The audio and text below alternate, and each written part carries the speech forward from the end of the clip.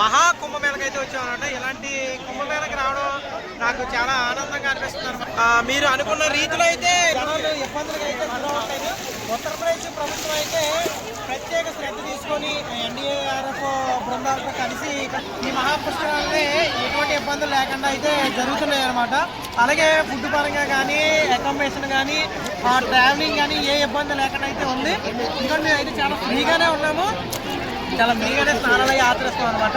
ఇక మీరు చూస్తున్నది త్రివేణి సంగమంలో గంగా, యమున, సరస్వతి 3 నదుల కలయిక అయినటువంటి నదులు అయితే మనం స్నానం అయితే ఆచరిస్తున్నాం అనమాట. చూసారు కదా, నది అవతల ఎల్లకుండా ఉంటాకి ఫ్లోటింగ్ బ్రిడ్జ్లో ఏర్పాటు చేశారు.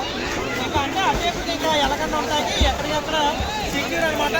పోలీసు, స్టేట్ పోలీసులు అలాగే ఆర్మీ వాళ్ళు కూడా ఉన్నారు. ఉత్తరప్రదేశ్ ప్రభుత్వానికి అయితే ప్రత్యేక ధన్యవాదాలు అయితే తెలియజేసుకుంటున్నాను. ముఖ్యంగా ఎస్పెషల్లీ యోగి ఆదిత్యనాథ్, సీఎం అయినటువంటి యోగి ఆదిత్యనాథ్ గారికి అయితే మా ఆంధ్రప్రదేశ్ తరఫున మేము ప్రత్యేక ధన్యవాదాలు అయితే తెలియజేసుకుంటాం.